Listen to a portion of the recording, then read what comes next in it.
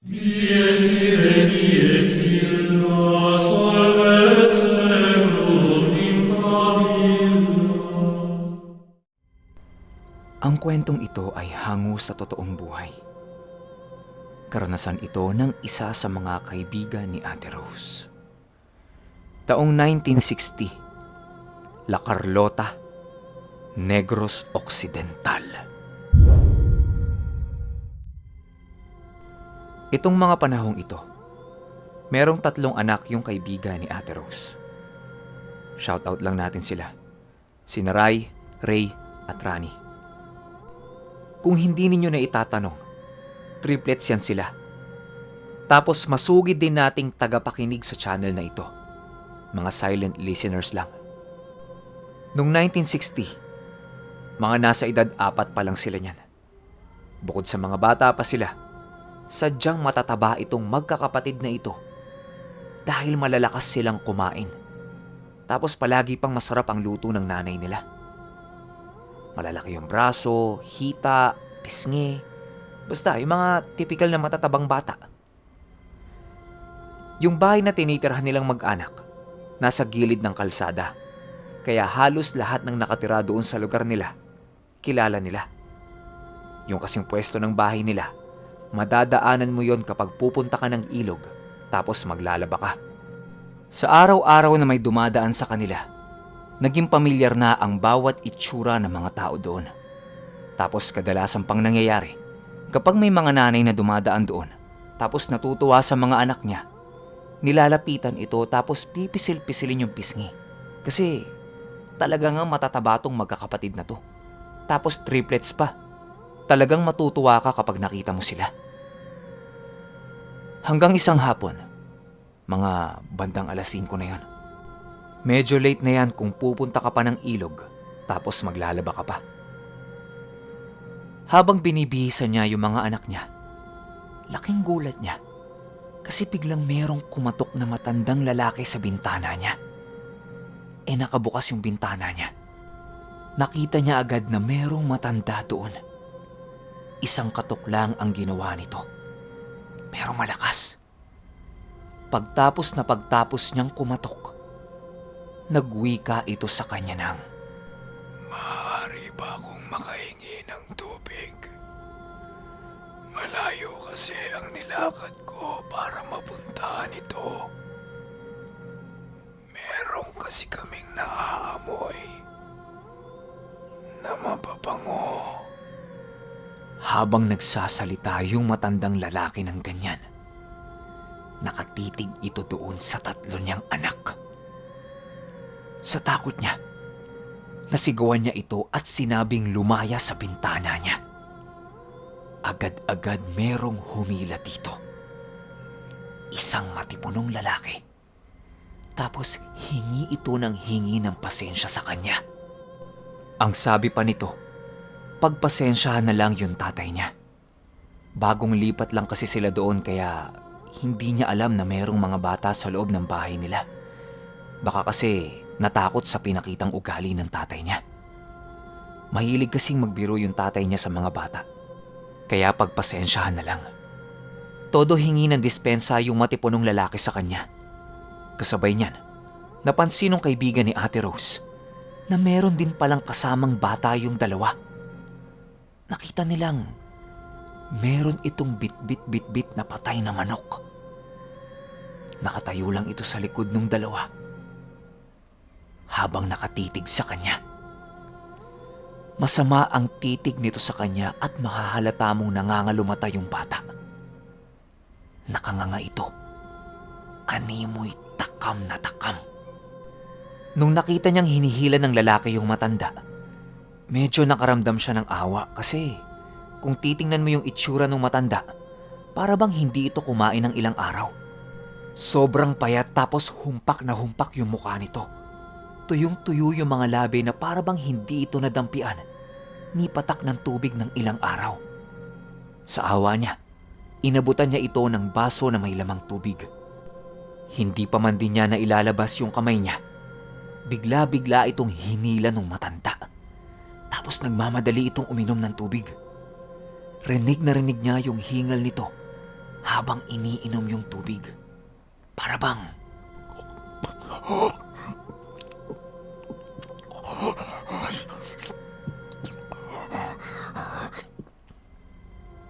sa gulat niya, napaatras siya.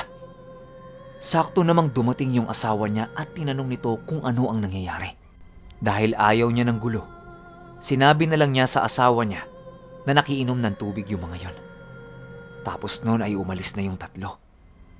Bilang walang karanasan sa aswang-aswang itong kaibigan ni Ate Rose, hindi niya naisip na yung pamilya na yon ay lahi ng mga aswang.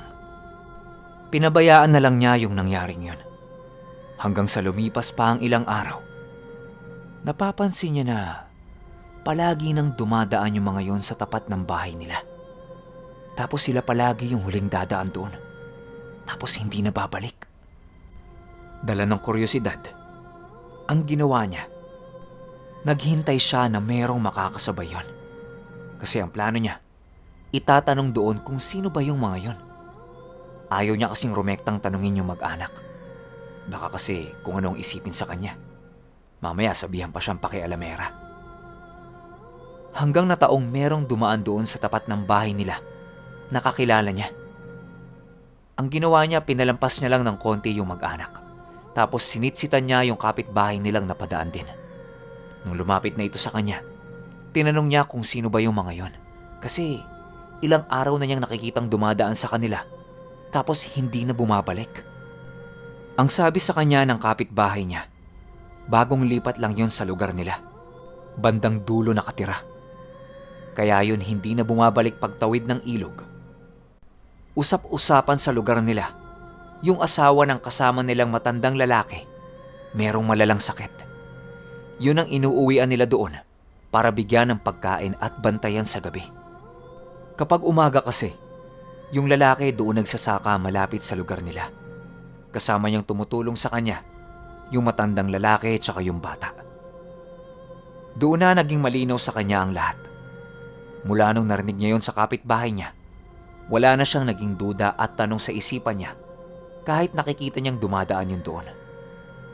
Makalipas ang 2 linggo, napapansin niya na halos lahat ng puno na nasa tapat ng bahay nila, maging sa tabi mismo ng bahay nila, merong mga guhit na pahaba. Sadyang makapal ang guhit na ito kaya talagang makikita mo. Tinanong niya yung mga anak niya kung sino ba ang gumawa nun sa mga puno. Walang umaamin sa mga ito. Ang sinasabi lang nila, hindi nila yun ginawa. Maski yung asawa niya, tinanong niya kung ano ba yung mga guhit na yun. Maging ito ay hindi nasagot ang tanong niya. Hindi na lang niya pinansin kasi halos lahat naman ng puno sa paligid nila merong mga pahabang marka. Ang inisip na lang niya, baka gawa yun ng kung anumang hayop. Hanggang sa lumipas pa ang 3 araw, pakapal na ng pakapal yung mga markang naiwan sa puno. Animoy, nadadagdagan pa ang lalim nito at para bang mas lumalaki pa. Doon na siya medyo naalarma. Ang ginawa niya, nagtanong-tanong siya sa mga kapitbahay niya kung ano ba ang ibig sabihin ng mga markang nasa puno malapit sa bahay nila. Hanggang sa merong sumagot sa kanya na yung mga markang nakikita niya sa mga puno ay mga senyales na merong mga aswang ang nagmamanman sa bahay nila at naglalagay ito ng mga marka sa paligid nila para bigyang babala ang iba pang mga aswang. Naiwasan ang bahay na yon dahil meron ng nagmamanman at nagmamay-ari sa kung sino man ang nakatira doon. Nung narinig niya yung sinabi ng kapitbahay niya, hindi siya naniwala kasi mukha naman itong nagbibiro. Habang sinasabi sa kanya yon, patawa-tawa pa ito. Pero yung kapitbahay nila na yon, marami talagang kwento pagdating sa mga aswang. Tsaka marami itong malalalim na peklat. Animoy, galing sa iba't ibang klase ng mga kalmot. Hindi man niya ito pinagkakalat sa lugar nila, pero mahahalata mo na meron siyang karanasan pagdating sa mga aswang. Yung iba pa nilang kapitbahay, ang tingin sa kanya baliw. Kaya itong kaibigan ni Ate Rose, hindi agad naniwala. Hanggang isang gabi, wala doon ang asawa niya. Habang naghahanda siya ng hapunan para sa mga anak niya, meron na lang bigla-biglang dumapo na napakalaking ibon sa bintana ng kusina nila. Napaatras siya kasi hindi ito isang ordinaryong ibon. Paglalarawan dito ng kaibigan ni Ate Rose, napakalaki. Purong itim na itim ang mga balahibo. Pero yung bandang uluhan nito, wala nang balahibo. Meron man, pero iilang piraso na lang. Animoy naglalagas na ito dahil sa katandaan ng ibon. Tapos yung amoy ng ibon, iba. Amoy langis na malansa. Habang nakadapo ito sa bintana nila, pagalaw-galaw ang ulo nito na tila ba minamanipula yung kaibigan ni Ate Rose. Naririnig niyang umiiyak yung mga anak niya. Kaya kahit nakakaramdam na siya ng hilo, hindi siya nagdalawang isip na tumakbo papunta doon sa mga anak niya para silipin ang mga ito. Pagdating niya sa kwarto ng mga bata, doon sa bintana ng kwarto na yon, merong nilalang na maliit. Kalbo, pulang-pula ang mga mata. Nakahawak sa bintana nila habang nakatingin sa tatlo niyang anak.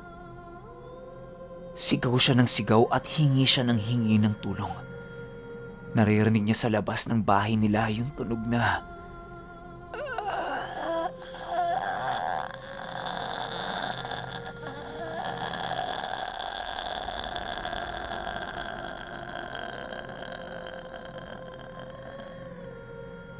laking pasasalamat niya dahil pauwi nun ang asawa niya at meron itong mga kasama na tumutugis na pala sa mga aswang na yon.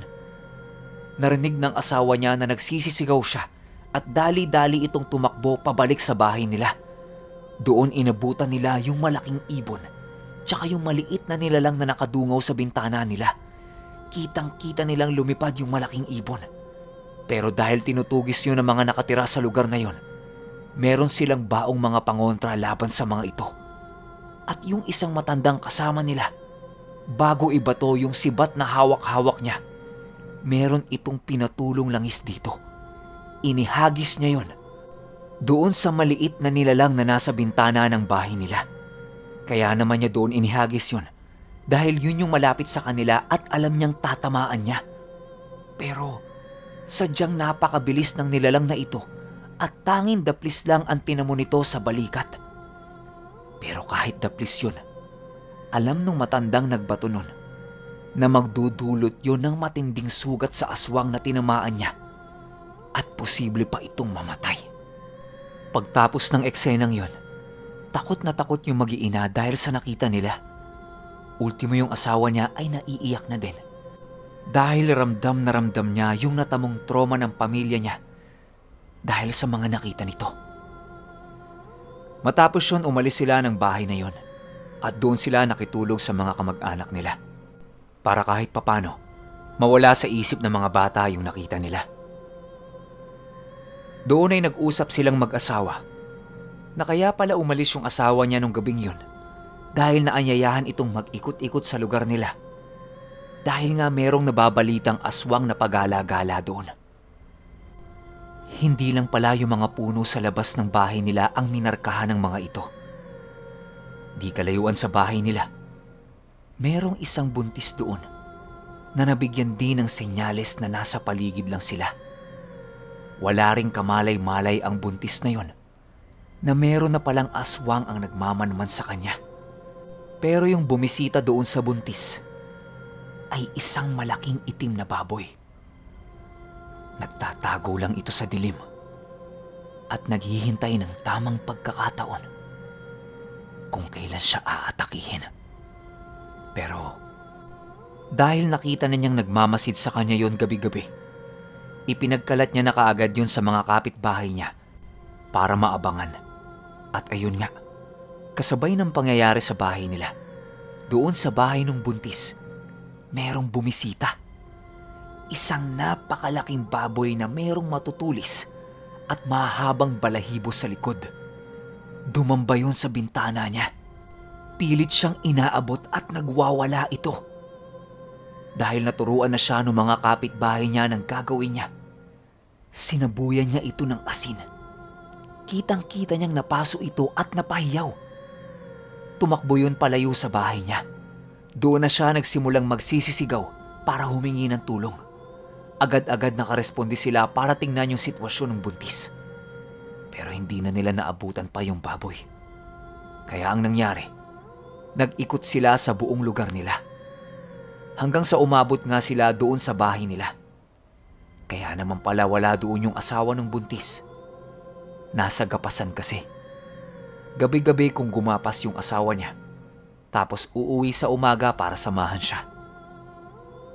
Matapos sa mga pangyayaring yon, ang sabi ng mga tao sa bayan nila, puntahan nila yung bahay ng bagong lipat sa kanila. Sa lahat kasi ng niyaya nilang kalalakihan, yung bahay na yun lang ang hindi nagpadala ng tulong para tumugi sa mga aswang. Lahat sila nagsama-samang pumunta doon sa bahay ng nasabing pamilya. Pagdating nila doon, hindi pa man din sila nakakapasok sa loob. Marami na silang nakikitang mga bakas ng dugo. Tapos walang kailaw-ilaw doon sa bahay na yun. Madilim, mabaho. Tapos meron silang naririnig na maliit na ungol.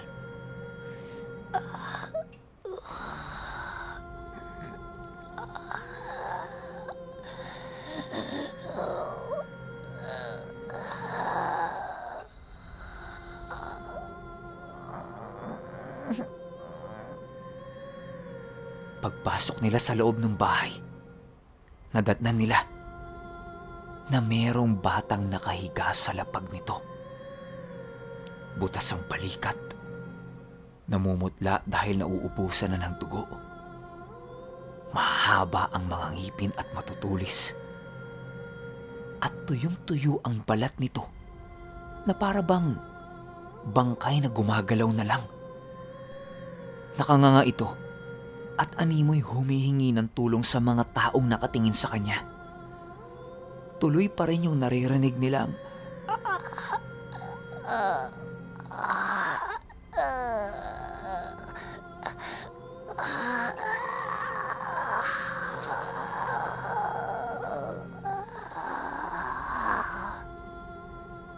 papikit-pikit na yung bata. Mawawala na ito ng buhay. Hanggang sa humigop ito ng hangin. Dahan-dahan niyang nilabas.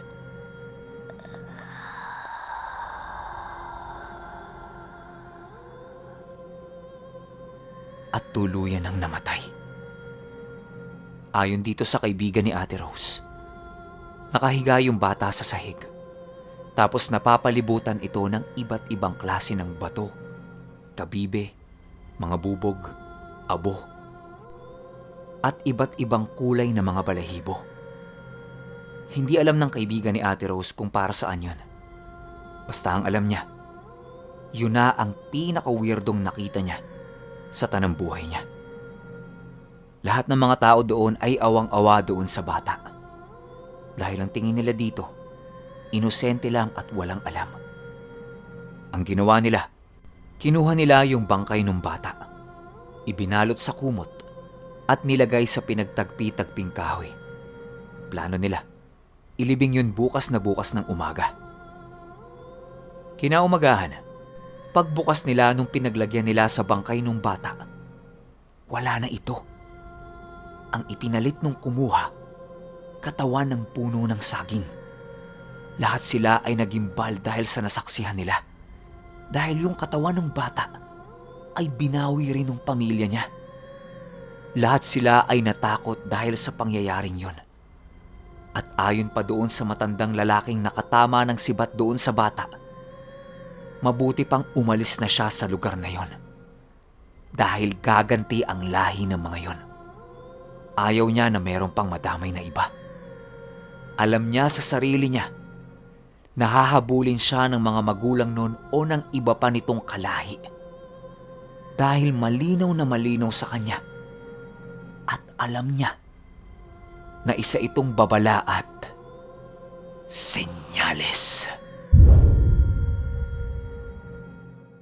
Okay, opinyon ko sa kwento.